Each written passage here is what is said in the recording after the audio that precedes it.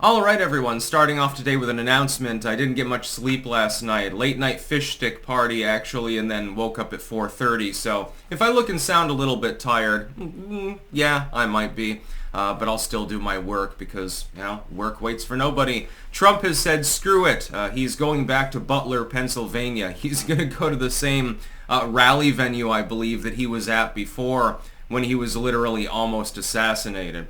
He's pledged to do that. This doesn't surprise me. This is peak Trump. By the way, the Kamala astroturfing during her so-called honeymoon period ongoing still at this moment. A lot of push polling, a lot of propaganda, a lot of other random bullshit going on at the moment. Trump, meanwhile, being a badass and saying, oh, yeah, I know somebody almost shot me. I don't give a fuck. I'm going back, I'll be back there in a little while. It doesn't surprise me. Pennsylvania is probably the most important state, actually, in the election. Nevada leans heavily Trump. With Arizona being at least partially defortified, that's leaning Trump. Georgia and North Carolina as well. If he picks up Pennsylvania, he wins the election. There's a lot of electoral votes there. He doesn't have to worry about like Florida and stuff like that. And it looks like in new polling, Minnesota's probably off the table. Let me analyze that really quickly here. Minnesota was almost a 50-50 sum game for a while there, but that was because Biden had pissed off Muslim voters. And they tend to have disproportionate. In Michigan and in Minnesota, Islamic voters are more important than in most parts of the country. That has gone back in the other direction. The same is true of Michigan. I would favor Kamala Harris to win Michigan, actually, at the moment. Pennsylvania looks like the hinge of the election. Trump's close to 250 even without it, so you only need that one more pickup.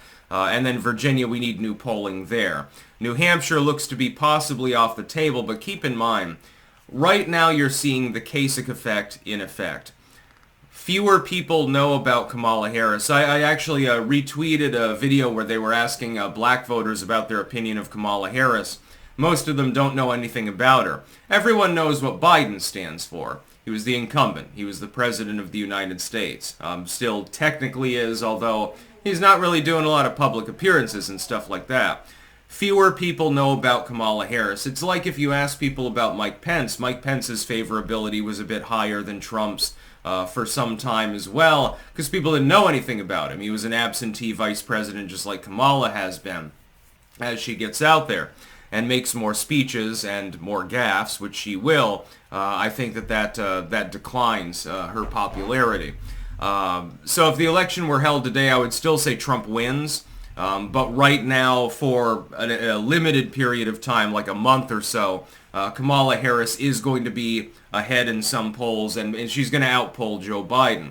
That won't last very long, in my opinion, especially when Trump keeps making power plays like this. Link in the descriptions from Lauren Boebert, actually, so not archived, of course. It's just from Twitter, x.com these days, talking about how Trump is saying, I'm going back. I don't care that I got shot there. It would be a little bit like if JFK, if the agents had been riding the tail fins and JFK hadn't been brained in Dallas, if he had said, I'm going to bring my motorcade through there again.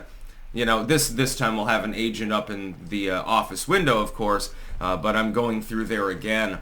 It's a power play. We've seen this from Trump several times recently. I mean, in the wake of getting shot, what does he do? He says, fight, fight, fight. It's definitely stereotypically Trumpian, actually. He's doing a good job. Also, I noticed, speaking of Minnesota and polling and stuff, at his rally in St. Cloud the other day, he's really begun to be more linear and more clear in his messaging when he's at rallies. There's still the energy factor. There's still high energy, but he's become more linear. That is, he can explain himself more easily in a more coherent manner, certainly, than he did in 2016. He rambles less. I think that this is an improvement. He still does go off the rails sometimes. He still goes off script and rambles. But it's much less now. I'm pleasantly surprised at Trump's almost 180 in the verbal sense with regards to his rallies. I think that that does him justice.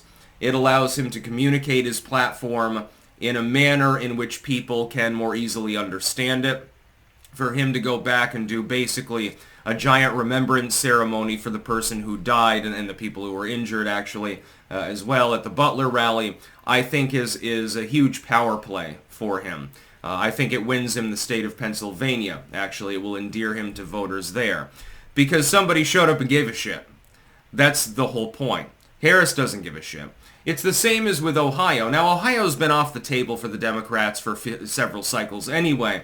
But when Trump shows up in the wake of East Palestine, and Buttigieg might actually be the running mate pick, it's an outside possibility. I still think Mark Kelly is the most likely. I don't think it's Shapiro because he's Jewish. Waltz, he's on the fringe. Buttigieg is possible, though. In the wake of East Palestine, what happened? Trump showed up. The President of the United States, Joe Biden, in name at least, waited an entire year to show up. Buttigieg who was transport secretary in the wake of a massive train derailment with chemical fumes spewing out everywhere. Who's the first person to show up? It's Donald Trump. That's why he got the endorsement of the mayor and pretty much everyone else there in East Palestine. Very ironic name, by the way, for that particular community. Trump actually gave a damn. Or at least he proposed that he gave a damn. He showed up, and as part of it's grandstanding. He's a politician. Part of it is, I think he's like, what the fuck is the administration doing? Somebody's got to take care of this shit. Well, I'm going to show some leadership here, and handing out paper towels and Windex and stuff isn't that difficult, so it gives people some bottled water. He said, screw it. He doesn't care that he got shot. He's going back to Butler, and he's going to grandstand there as well. By the way, you can look for the crowd to probably be bigger than at the other rally. And there were already a formidable number of people at that particular rally.